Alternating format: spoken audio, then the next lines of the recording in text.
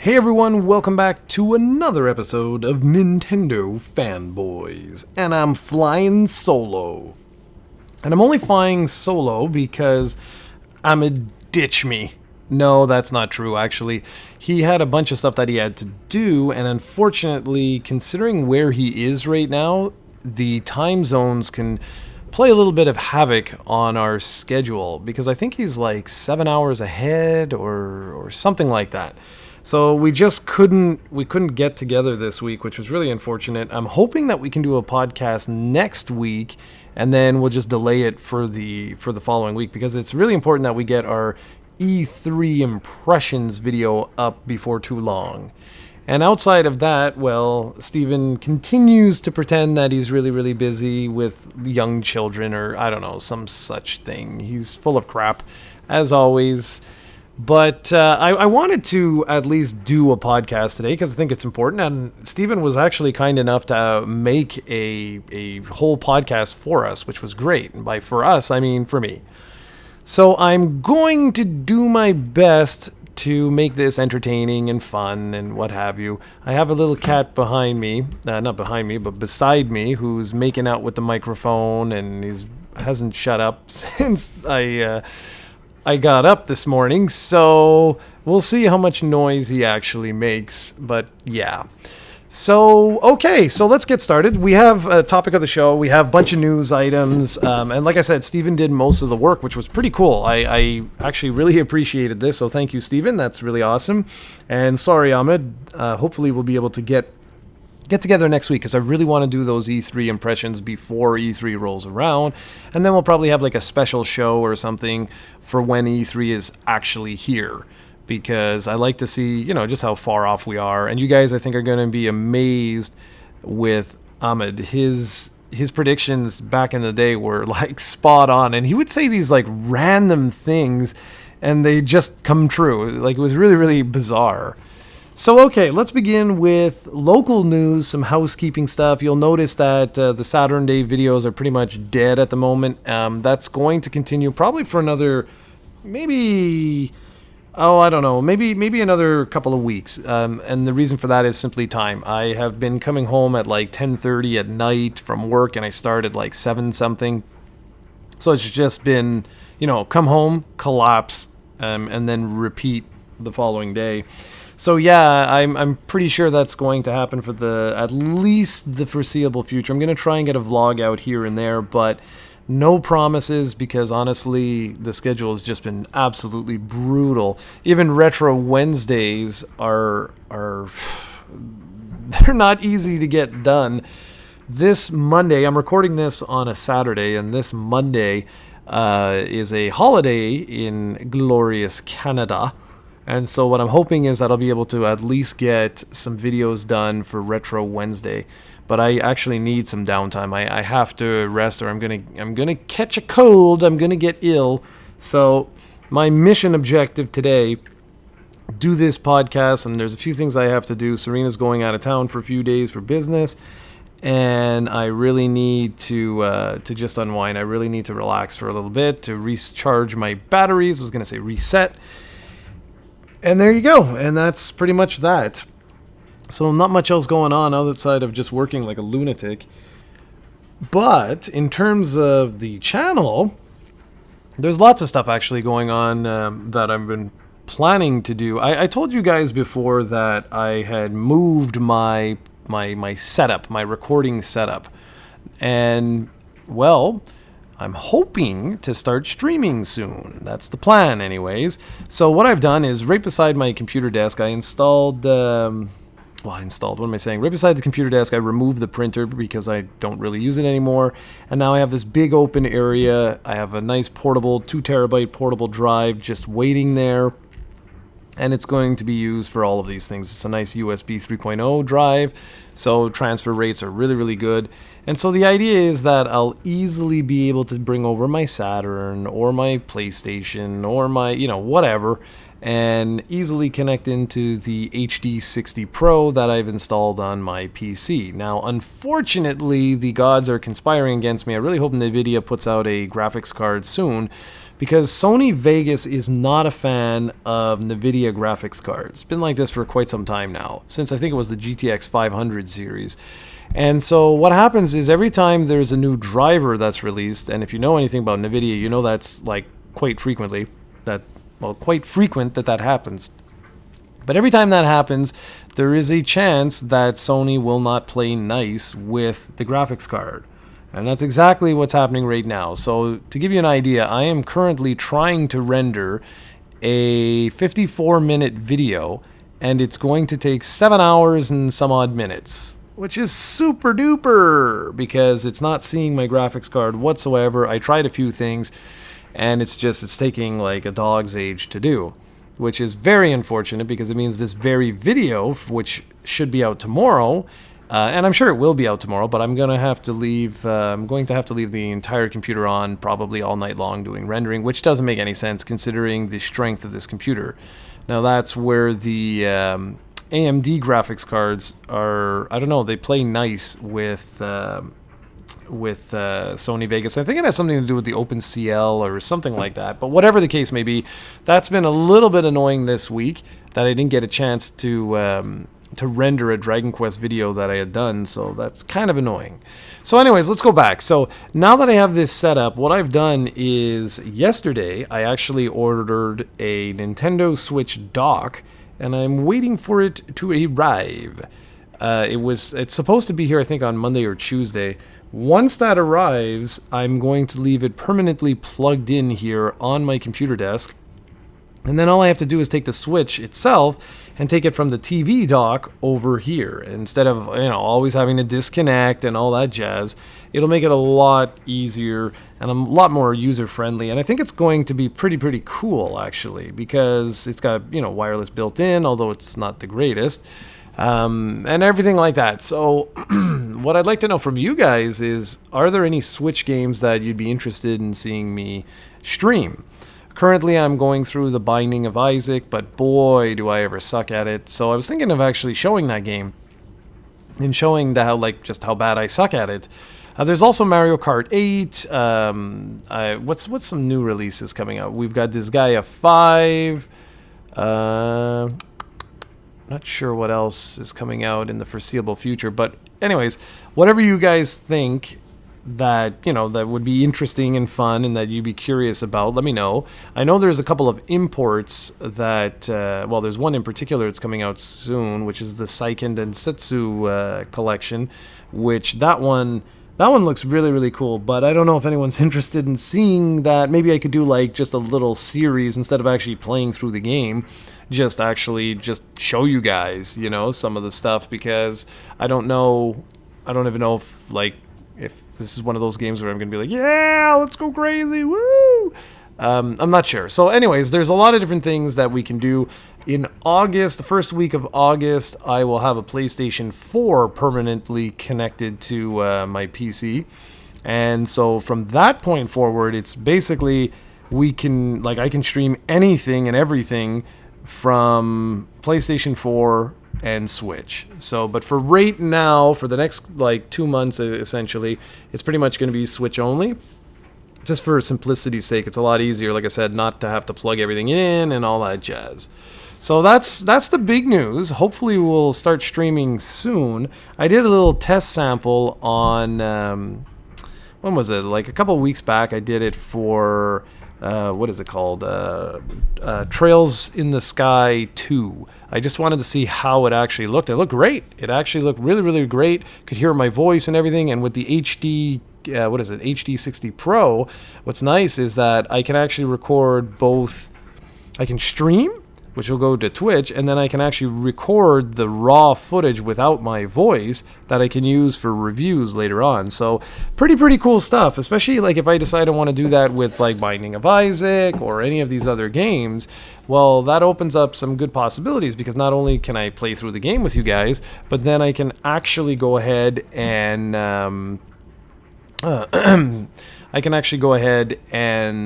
and then take that footage and, make a nice little review out of it.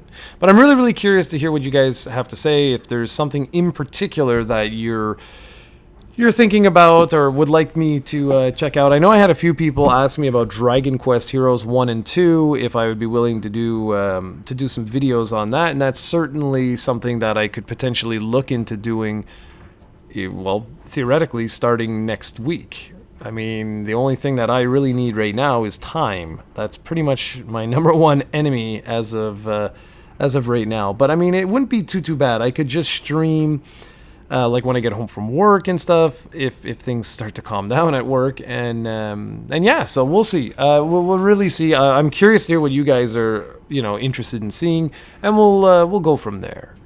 Okay, and speaking of the game that I said, well, I could potentially, stream a little bit of Binding of Isaac till I get super frustrated and like break my Wii. That's actually been a really unique game. I haven't put in as much time as I'd like. I put in more time into Has Been Heroes, but that's only because, like I said, my schedule has just been like brutal. So Steven, it's funny, he wrote a bunch of notes here. He's like, I think it's the greatest game ever. He doesn't think it's the greatest game ever, but he really has been enjoying this one. And me too. It's certainly, it feels like a more well thought out or well put together game than what I was experiencing with Has Been Heroes. And of course, they're radically different games. This is essentially like a dungeon crawler slash like shooter type of thing, whereas Has Been Heroes was something else, and the footage that you're seeing is actually of Has Been Heroes. So yeah, what do I think of the Binding of Isaac? I actually really like it, but these luck-based games and I don't think we're like compatible, because I am not a lucky guy. I can't tell you how many times I have gone through and I just can't get power-ups, like at all. All the items I'm getting are usually stuff like hearts and things like that. The problem with that, I mean, that's good in and of itself, but the problem with that is that it takes forever to down enemies, and it can basically, enemies can overwhelm you quite easily if you're not getting power-ups that help you get stronger or faster or things like that. But besides that, because that's basically luck, and I don't have much luck when it comes to games like that, I've actually really been enjoying the game. It's a really unique experience that I'm glad Steven, harassed me and was like, you got to play it, you got to play it, you got to play it. It's really good. It's actually really good, and it's really simple. You just go from one floor to the next floor until you face off against your mother, and that's it. And then you do another run, and you slowly but surely get further and further along. And it's one of those games where it's a rogue-like game, so that means that you can very easily get destroyed if you're not too careful. And well, since it's me, I get destroyed constantly. But it's okay, because I'm actually really enjoying it. It's one of these things where it's almost like the old arcade games of years ago, where you were going after the high score, except today, instead of it being a high score, it's just your progression. So the only reason you have to play is just to progress a little bit further. Something else that I've been doing a lot, I should stop saying a lot, because I haven't been doing anything a lot lately except for working, but what I've been playing is Dragon Quest Heroes 2, and really enjoying the hell out of that. Feels very much like a Dragon Quest game in a lot of regards.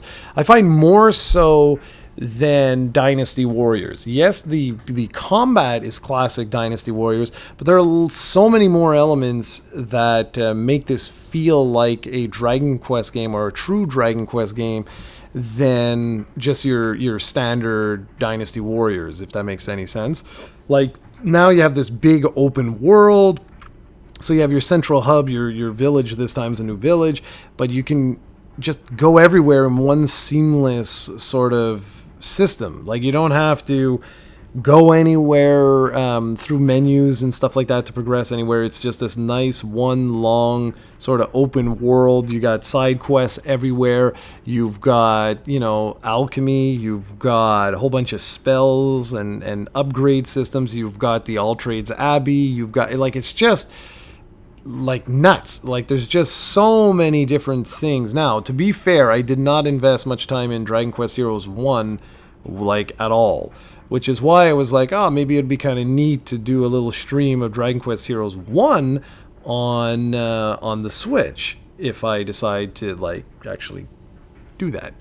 But with Dragon Quest Heroes 2, it's really been really, really good. The frame rates are like rock solid, and yes, I'm playing this on like a classic PS4, not the PS4 Pro. And yeah, it's fun. It's just a really fun game. And after I finish this recording, I'm actually most likely going to go back and play a little bit more, because today is my day where I said I am not doing a damn thing because I'm exhausted. So outside of that, not too much going on. I mean, I played about, I want to say maybe 6-7 hours of Mario Kart 8. That was the other thing I did. And Mario Kart 8, that was before Binding of Isaac, because Binding of Isaac, I had nothing but problems with Amazon. Like, I pre-ordered it, it was taking forever, and then it went out of stock, even though they said it was in stock and whatever. But I did manage to get the first print run, and I spent, in total, with everything now, I think it was like $25 or something crazy low like that, because it kept giving me discounts and everything after, I was complaining, saying like, hello guys, where the hell's the game? And then I even thought it was lost at one point. But yeah, so I was playing Mario Kart 8 prior to Binding of Isaac, and Mario Kart 8, really good game. Really, really good game. A little bit overwhelming in some aspects, only because everything is unlocked immediately, right? So I'm like, whoa, I haven't played a Mario Kart in a long time. Like, and I'm not, even this one, I'm not playing seriously. If you can't see me, but I'm putting quotations. Like, I'm not like hardcore, yeah, I got to do everything, What I'm trying to do is just have fun. That's been my real goal this year, is I want to play games that are fun, because I really don't have much time. I really, really don't. So the only way that I'm going to stick with a game is if I'm having fun. And the minute that, it's either, it's not, I'm not feeling it, or it's not connecting with me, then I'll move on. I'll play something else. Sorry about that. Jeez, I'm just yawning here. But yeah, so with Mario Kart 8, I was shocked that I put in around 7 hours already. And I say already, I know that a lot of you guys, probably up to like 400 hours you've put into it. But for me, it was a little bit overwhelming, just because there was so many characters, all these different parts and stuff, and I know nothing of the metagame. So I don't know exactly, which wheels to use on which vehicles, frames, and like all that sort of jazz. Because I know that there is a metagame where you can figure out all of this jazz. So yeah, outside of that, beautiful game. I think that's the thing that impressed me the most. I was just like, holy crap, this is a stunning looking game. Super fluid, really fun to play. At the 50 and 100 cc's, I've been having a lot of fun. I'm almost through all the races with 100 cc's. And then I'm going to move on to the 150 cc's, where I know where it starts getting quite challenging. And that's cool. Played a couple of matches online, got absolutely destroyed, as you would imagine. But right now, it's just been one of these things where I've just been picking up and just having a fun time with it. So far with the Switch, that's what I've pretty much been loving about it, is that I can just pick up the system at any time and just have fun, Put in a game for a little bit, have some fun, put in something else, or just play for something for a little bit and then, go to sleep or whatever the case may be. So really enjoying that. Really enjoying the Switch as a whole. It was nice to go back to the PS4, I won't lie. And certainly you can really see the graphical difference in just the way some of the games perform. Like playing Dragon Quest Heroes 2, I was just like, wow, this is actually quite nice, with just the graphic fidelity of the whole game was just like, Jesus, like it's really, really, really nice. So, okay, outside that, I'm going to actually move things around here, because he did a really good job. Here we go. Let's see. Let's move things around. All right, so Mario Kart 8, and we had Dragon Quest Heroes 2 impressions. There we go. Because I like to have everything all nice for you guys, that if you're curious, should I check out this stupid podcast this moron was saying, well, now you'll be able to very easily find where things are, what I talk about, and what have you. Okay, so the next thing he wanted me to talk about was Pokemon Stars, Eclipse, or whatever the hell it is. There apparently are a bunch of rumors. Now, this, I've been so out of the loop. I really have. I haven't paid any attention to what's been going on in the industry at all. So, apparently, Nintendo deleted the Sun and Moon Direct, that's the Nintendo Direct, from their website. And so he's asking, is that a possible hint at an upcoming announcement? And that's kind of interesting, actually. That's very interesting, because why the hell would they do that? That doesn't make any sense. Why would you remove a direct from the site unless you did have something else coming up rather soon that, you wanted people to focus on instead? And then he wanted me to talk a little bit about the platform. What platform do I think it would be released on? And this is something that a lot of people are like, well, obviously it would be the Switch, like, duh. I actually disagree with that, and the reason why I disagree with that is because sales. You have to remember that the Pokemon Company is not fully owned by Nintendo. So as much as Nintendo may want a Pokemon game on, like a real traditional Pokemon game on the Nintendo Switch, the Pokemon Company itself, I don't see them being like, oh yeah, sure, let's do that. It makes perfect sense. We have, a system that's selling millions, right? Which is a good thing. Like the Switch, I don't know what the Switch is at right now, but it's probably like, 3-4 million. I don't know, something like that. Could be 20 million for all I know. But the 3DS and family, let's say the 3DS family of systems is over 65 million now. So, like, you get what I mean? Like, why would you just release this on the Switch? So what I think is actually going to happen is potentially we could see a Dragon Quest XI type of move. Now, that would be very interesting to me, where, in other words, you see it on the 3DS, but you also see it on the Nintendo Switch. That would be very, very, very interesting. And that could actually be the best of all worlds. So if you have a Switch, obviously you'd buy the Switch version. Well, I say obviously, maybe not so obvious. But if you have the 3DS, you can go ahead and pick that up. And he wanted me to mention that Black and White 2 were released for the DS, and that was way after the 3DS was out. It wasn't like just 2 months, the system was out for a while, and people were like, what the hell? Why would you do that? Well, they did that because of sales. The DS install base was massive, and the 3DS was backwards compatible, so why not? So that's why I'm saying, like, in this case, I really think there really is a good chance that this is either 3DS exclusive, well, again, and family of systems, or it comes to both. I don't see any scenario where this game, if it even exists, hits the Switch alone. I would be absolutely shocked and flabbergasted if they did that, just because of the fact that the system just doesn't have the install base as of yet to support a Pokemon game like that.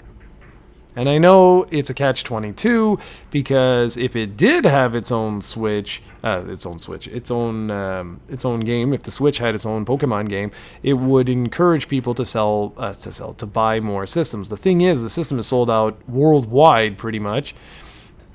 So selling the Switch isn't really the issue right now. It's making them so that we have more of them. So yeah. We'll see. I'm actually kind of curious. Now, Steven was telling me that they don't announce Pokemon games at E3. So that's interesting, because E3 is right around the corner. And so if they don't announce Pokemon games at E3 and they remove that particular direct from the website, then what the hell? Like, could we expect that before E3? After E3? To me, it's like, if it's after E3, that kind of defeats the purpose, considering there's going to be a lot of announcements at E3. One of which better be the damn Virtual Console. Damn it! Alright, moving on. So next thing is Fire Emblem Echoes, and I'd love to tell you how much I'm loving the game and I'm enjoying it, but alas, when I came home yesterday on Friday, I had two little lovely tickets, one from Purelator and one from UPS, saying, well, guess what, Jarrod? Your packages have not arrived. I thought one of them was the Nintendo Switch dock, but alas, no. So it turns out one of them is the collector's edition of Fire Emblem Echoes, and the other are the 2 amiibos that were launched for Fire Emblem Echoes. So I can't tell you anything at all about these particular games. I'm very excited for them. They look game. It looks really, really good. It's had quite a solid reception so far. It's not scoring like 9.5s and things like that, but it's doing pretty good. A lot of the comments are what I find most interesting, where they're like, it takes, that nostalgia trip from way back when, sort of infuses it with some newer elements that players are accustomed to. So I'm really, really looking forward to this. That's one where I'm like, oh man, now I'm starting to get overloaded with games, so I'm not entirely sure what I'm going to do. I'll have to figure out something, because I want to make sure, like I said, that I get to play the games that I really want to play. And right now I've got Dragon Quest Heroes 2, I've got Binding of Isaac, and I've got Mario Kart. Now, Mario Kart, I've put in already quite a number of hours, so if I have to put that one on the back burner right now and pick it up, when friends are over and things like that, then that's fine. It can just be like sort of like a little party game. Binding of Isaac, I would like to invest a little more time, because that too is very, very fun, very challenging, but it does require the repetition. Like, you have to play. If you don't play, your skills start to decrease, and then, good luck getting anywhere. And that's pretty much where I am right now. And then, of course, Dragon Quest Heroes. I think I was saying Dragon Warrior Heroes, actually, the whole time, but whatever. I just want to play it, you know what I mean? Like, it's a really fun game in a universe that I absolutely love. So I don't know what's going to happen here, because there's no way I can do all of this. Under normal circumstances, I would have already been finished with Dragon Quest Heroes 2, but with the work schedule the way it is, doesn't look like that's going to happen. So we'll see what happens, but I really don't want to have much of a backlog this year. I've been trying very, very hard to, eliminate a backlog completely, and so far, really, I'm doing really, really well this year. I'm very proud of myself that I'm not spending money like a moron, although you can debate that in the coming minutes when you hear what I've done. But anyways. Okay, finally, we have a Splatoon 2 bundle that's been announced for Europe and Japan, which seems really like a no-brainer for North America. Steven's asking, do you guys think it's going to solve the limited console issue? Or is it too late? And I don't know what he's talking about. I think he means the fact that the system is just way too hard to find right now, and I don't think a limited edition is going to solve that at all. I think it's going to remain ridiculously hard to find a Nintendo Switch for the foreseeable future, just because, well, it just seems Nintendo has really struck a chord with gamers, and this system is doing really, really, really well. And of course, he wanted me to say the following. By the way, Splatoon sucks. There, I've said it. Okay, so I played through the what the hell was it called?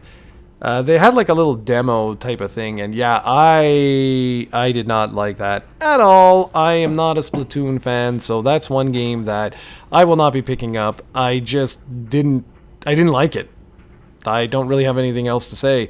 I'm not a huge fan of competitive games at all anymore, which is so funny, because if you would have known me back in the day with arcades, I used to go to arcades all the time. That's all it was a competitive scene for a lot of them anyway, when Street Fighter 2 came out. But today I don't know. I just don't like that anymore. I just want to play these games to have some fun, and that's it. And Splatoon, I just really was not a fan of when I tried. I think it was a global test or something, and yeah, I just didn't like it at all. I didn't like the way it felt. It didn't like the way it played. I wasn't really feeling the weapons and the mechanics and everything, and I was like, okay, I played it literally for like a few minutes. I had some connection issues, and then I was like, okay, I'm done. Thank you. Goodbye. So if you're a big fan of Splatoon, good for you. That's fine. That's excellent, and you'll have that game to look forward to in the not too distant future. But for me, there's way better things coming out. So the big thing for me that's going to be coming out on July 29th is Dragon Quest XI. This is a big one. This is something I've waited for a very long time, since I think 2003, 2004, something like that. I am a huge fan of Dragon Quest. I don't know if that's obvious or not. And Dragon Quest VIII was the last time a console single-player Dragon Quest game was released in the traditional sense, where you have party members, you can speak to your party members, they push along the story.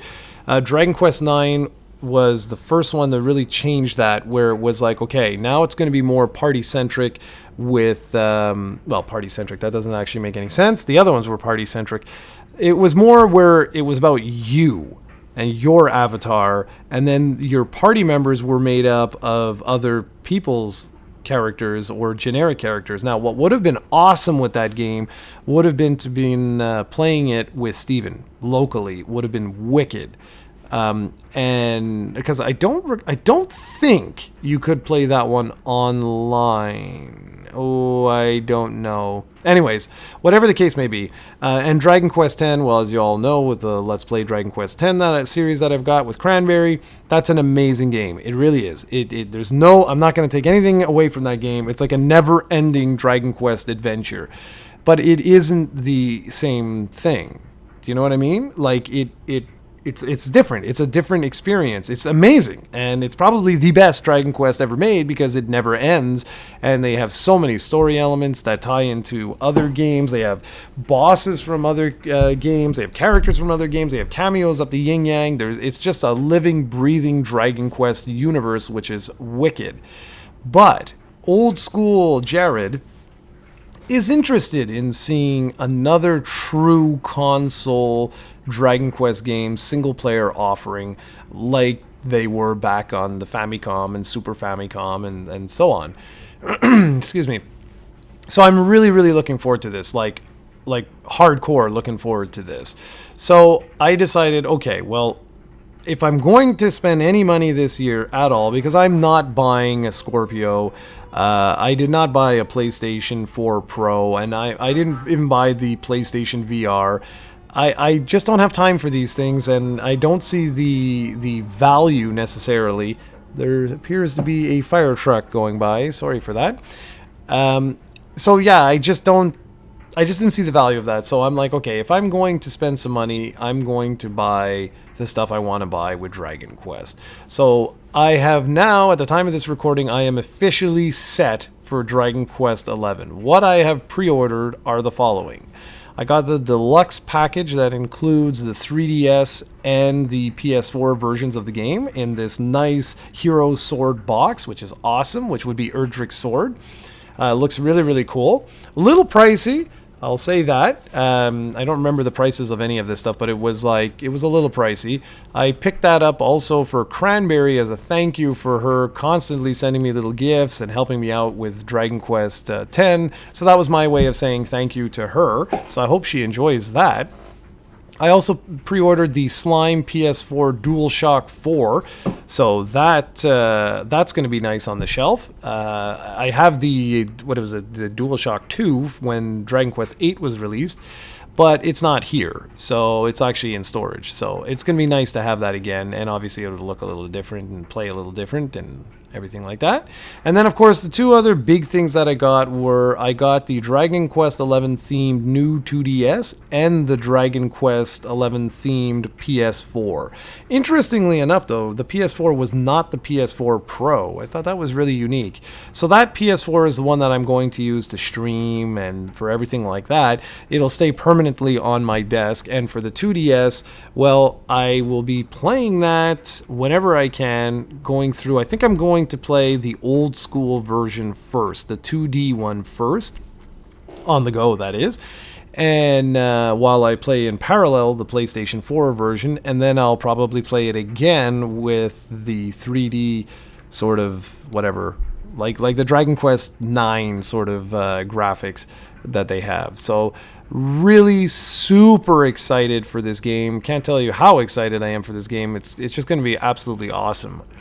And so finally, I also have a little bit of news that there's going to be monster mounts. I'm not sure if I mentioned this in the last podcast, but it looks awesome. So as you fight enemies, some of the enemies will actually stay there, and you can ride them around to access areas that were inaccessible before. So that's pretty cool. And the blacksmithing or the smithing system from Dragon Quest X is coming back, or at least something like it, where you can make additional items and improve your gear. And I'm really looking forward to that. First, you got to find the recipes, then you have to harvest some supplies, and then you can go ahead and make whatever item it is. So I'm also thinking of potentially streaming Dragon Quest XI on the PlayStation 4 if you guys are interested with that super sexy PlayStation 4 that I'll be getting. Now, granted, this will be a very slow, Let's Play. Well, yeah, I guess Let's Play. It's a stream. Because I'm going to have to translate the hell out of everything, and I'll probably find a guide or something like that that can help me out to go through the game. But if you're interested in that, let me know, because that could be a lot of fun. And since there's no issues with like VPNs or any of that crap, it'll be absolutely flawless 60 frames per second at 1080p. So now we come to the topic of the show, which is ARMS. Dun dun dun. And how I really don't care. Yeah, that's right. I don't know if this is just me. There was a Nintendo Direct about ARMS. I didn't watch it. I don't care at all about this game. It looks nice from like a visual sort of perspective. The graphics look nice. I like the fluid combat system, but I'm so not into motion controls anymore at all. And yes, I've heard you don't need to use motion controls, but it just doesn't look interesting enough for me to really want to devote any time into it. I'm just, like Steven wrote, I'm tired of all the motion control stuff, and I really am.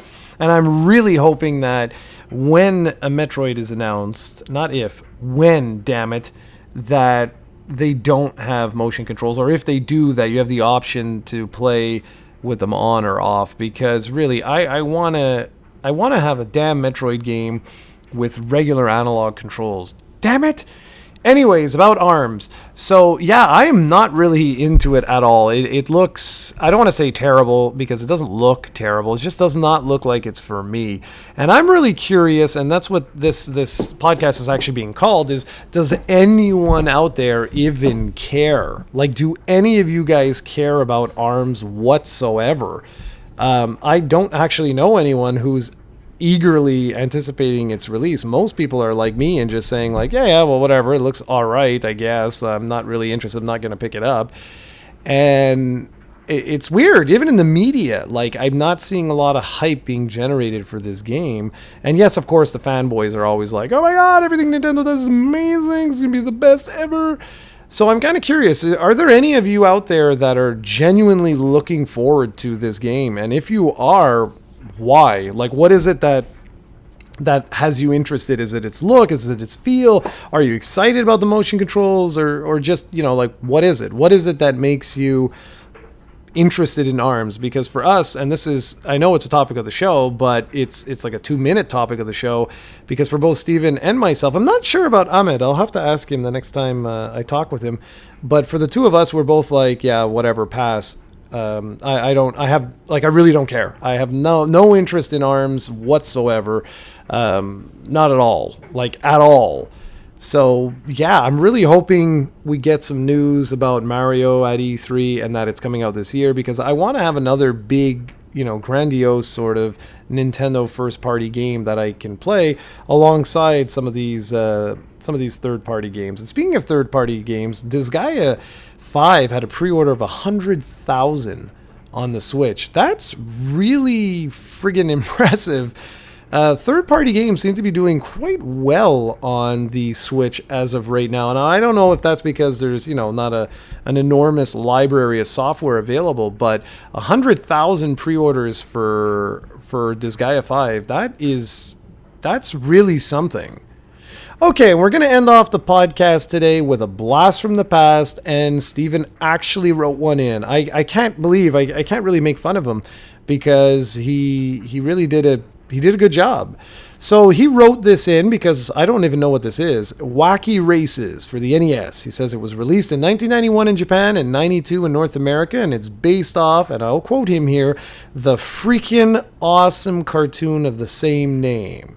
This is a wacky, get it, platformer that incorporates an upgrade system like certain shmups where you can upgrade your attacks and abilities. It's not necessarily super difficult to beat, but I remember having a blast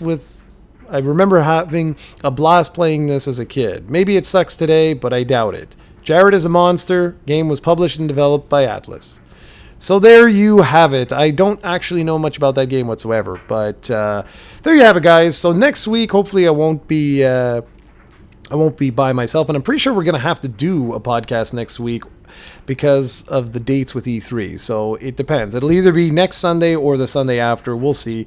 But that's it. So thank you very much for joining, everybody. I hope you enjoyed, and I hope I don't lose my voice for talking for almost an hour. All right, everybody, take care.